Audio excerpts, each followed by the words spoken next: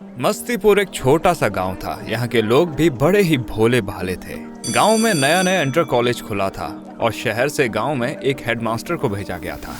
आशीष शहर में पला बड़ा एक होनहार व्यक्ति था और उसी को ही मस्तीपुर के इंटर कॉलेज का हेडमास्टर बनाया गया था। तो आज हमारी स्कूल का पहला दिन है। स्कूल के बाहर सारे गांव वाले और बच्चे जमा थे। गांव का मुखिया सुभाष भी काफी खुश था, मगर सुभाष की बीवी सुमन बिल्कुल खुश नहीं थी।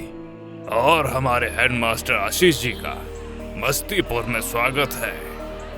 अब हमारे मस्तीपुर के बच्चे भी यहाँ से पढ़कर आगे बढ़िया कॉलेज में एडमिशन लेंगे, इसकी मैं गारंटी देता हूँ। सुमन ने फुसफुसाते हुए सुभाष से कहा, आया बड़ा हेडमास्टर, हम भी तो उतने ही पढ़े लिखे हैं, हमें तो कहीं किसी ने नहीं बनाया हेडमास्टर। आशीष स्कूल के अंदर जाने ही वाला था कि अचानक ही स्कूल की बिल्डिंग गिर गई। सब लोग डर गए और चौंक कर देखने लगे। ये कैसे हुआ? नामुमकिन। पता नहीं कैसे, हम तो बढ़िया सीमेंट लगवाए थे। ये कैसे हुआ? क्यों बिरजू? पता नहीं भैया, ये तो समझ के बाहर है। तभी पास से एक बुढ़िया हंसते हुए गुजरी। उसको जगा दिया तुमने। अरे ये क्या कह रही है? कुछ नहीं सर, ये बुढ़िया तो पागल है। चलिए हम ये स्कूल बनवाते हैं दोबारा। बस 1 महीने में करवा देंगे हम। तब तक आप हमारे घर पे रह सकते हैं। जैसे ही स्कूल बनेगा पढ़ाई शुरू कर देंगे। अरे उसकी क्या जरूरत है? हाँ, उसकी क्या जरूरत है? तुम चुप रहो। आज से आशीष सर हमारे घर पे ही रहेंगे। स्कूल दोबारा बनना शुरू हो गया। सब लोग बड़ी मेहनत से लग गए। उसके बाद आशीष सुभाष के घर पर रहने लगा। दूसरी ही रात थी उसकी गांव में। वो नीचे वाले कमरे में सो रहा था।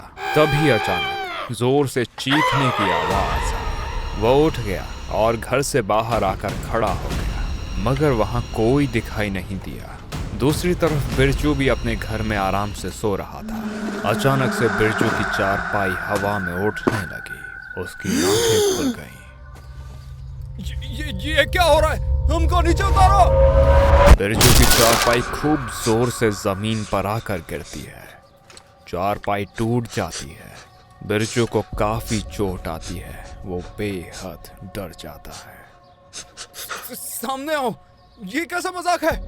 तभी अचानक एक खतरनाक चुड़ैल जिसकी नाक कटी हुई थी उसके सामने आकर खड़ी हो गई। वो थर थर कांपने लगा।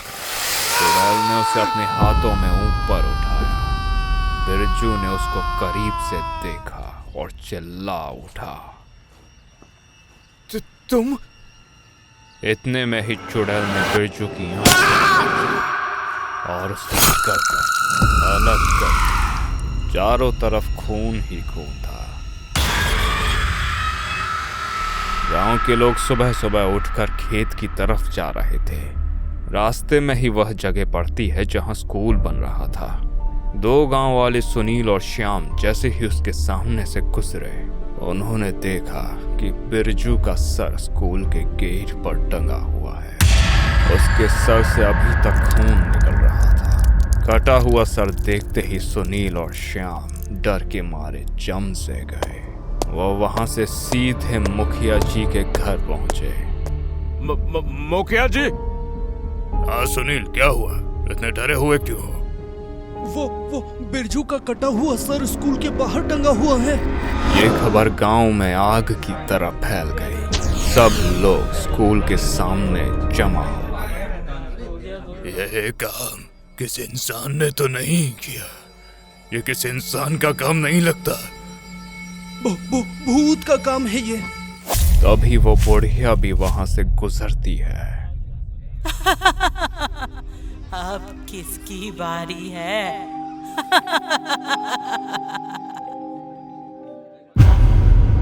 आशीष को नींद नहीं आ रही थी। वो बस इसी उधेड़ बुन में था कि स्कूल बने और वो पढ़ाना शुरू करे। उसको ये समझ नहीं आ रहा था कि आखिरकार ये कौन कर रहा है। पक्का कोई गांव का आदमी है जो कि नहीं चाहता कि स्कूल बने। तभी अचानक उसे आज फिर से एक चीख सुनाई देती है। वो दौड़कर घर से बाहर निकलता है। उसको एक परछाई दिखती है जिसने साड़ी पहनी हुई है। वो भाग रही है। कौन है वहाँ? मैं पूछता हूँ कौन है? आशीष भी उसके पीछे भागने लगता है, लेकिन परछाई उससे बहुत तेज भाग रही थी। मगर तभी एक और चीखने की आवाज आती है। इस बार वो मुखिया के घर से आती है। तभी अचानक परछाई भी भागना बंद कर देती है। आशीष परछाई को देखता है। परछाई पीछे मुड़ जाती है। आशीष देखता है कि ये तो सुमन है, लेकिन वो भाग क्यों रही है और कहाँ जा रही थी? लेकिन इन सभी सवालों से ज्यादा जरूरी आशीष को लगता है कि वो वापस घर की तरफ जाकर देखे कि क्या हो रहा है। वो वापस पहुंच जाता है। घर पे लोगों की भीड़ लगी हुई थी। वो देखता है सुभाष मरा पड़ा है और उसका सिर्फ खून से सना धड़ ही वहां पड़ा हुआ है, मगर उसका सर वहां नहीं है। तभी सुनील भागता हुआ आता है।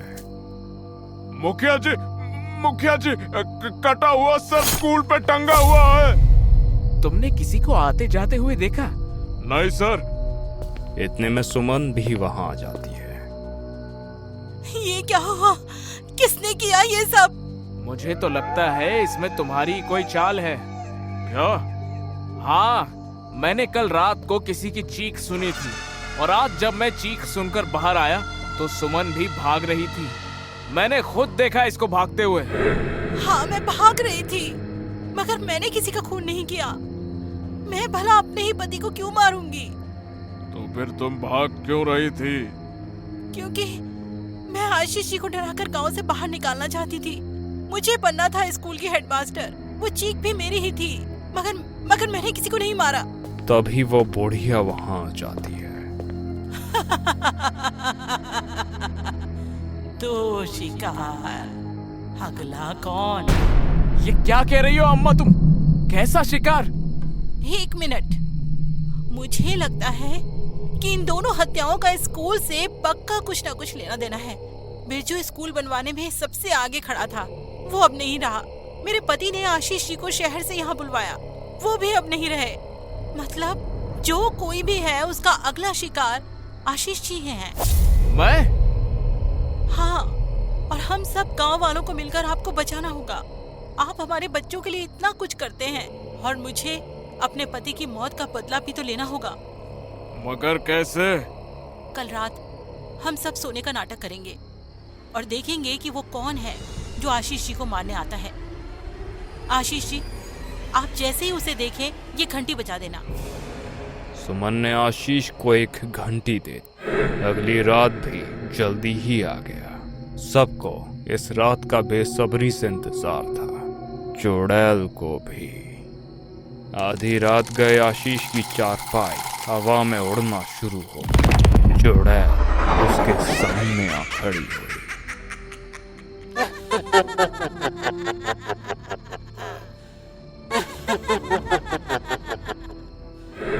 आखिरी शिकार।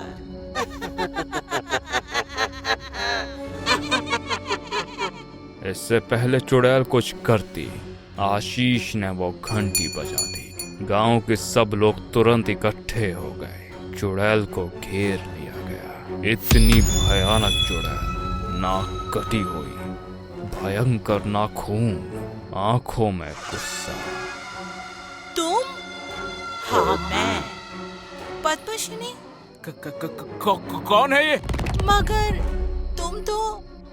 हाँ, मैं मर चुकी हूँ। तुम लोगों ने मेरे बच्चों को स्कूल में इसलिए नहीं पढ़ने दिया क्योंकि हम नीच जात से थे, और जब उसने तुम्हारे बच्चों का गलती से सामान छू लिया तो तुम लोगों ने सबके सामने मेरी नाक काट दी और हमारे घर में रात में आग लगा दी। अब स्कूल बनाने चले हो गांव में अपने बच्चों के लिए? हाँ, ये कभी नहीं होने दूंगी मैं। अच्छा हुआ सारे ही यहाँ आ गए। मैं तो एक एक करके मारना चाह रही थी सबको। चुड़ैल और गुस्से में आ गई और उसने आगे बढ़कर सुनील के सर को अपने हाथों में पकड़कर खींच दिया। उसका सर फट गया और उसका खून चारों तरफ बिखर गया। अब वो श्याम की तरफ बढ़े, सब भागने लगे। श्याम को पकड़कर उसने 2 टुकड़ों में काट दिया। तभी वो बुढ़िया फिर से वहां आई। रुक जा डायन। बुढ़िया ने चुड़ैल का जाकर सर पकड़ लिया और उसकी आंखों में अपनी आंखों से एक शक्ति छोड़ी। चुड़ैल अब एकदम शांत हो गई। माँ तू? हाँ मैं। तेरे मरने के बाद आज तक पागल बनी इस गांव में भटक रही हूँ, मगर इस तरह सबको मारने से क्या होगा? ये सब तो पहले ही मरे हैं। इनके अंदर इंसानियत नहीं है। ऊंच जात नीच जात के चक्कर में सब कुछ भूल गए हैं ये। मुझे अगर इस बात का पता होता तो मैं इस गांव में कभी नहीं आता। ऐसे लोगों को पढ़ाकर मिलेगा भी क्या? सब लोग बेहद शर्मिंदा थे। कोई कुछ नहीं बोल पा रहा था। सुमन ने कहा, पद्मशिनी, हमें माफ कर दो बहन। हमसे इतनी बड़ी भूल हो गई और हमें इसका अंदाजा तक नहीं हुआ। आज से ही गांव में सब बराबर होंगे, कोई छोटा बड़ा नहीं। सभी गांव वालों ने एक साथ कहा। चुड़ैल ने गांव वालों पर भरोसा कर लिया और इस तरह आखिर एक चुड़ैल ने अपने गांव से कितनी बड़ी बीमारी का इलाज कर दिया। स्कूल बना और बिना किसी भेदभाव के सब पढ़ने लगे। वो चुड़ैल भले ही गुस्से में थी, मगर क्या वो गलत थी? पूछिए अपने आप से।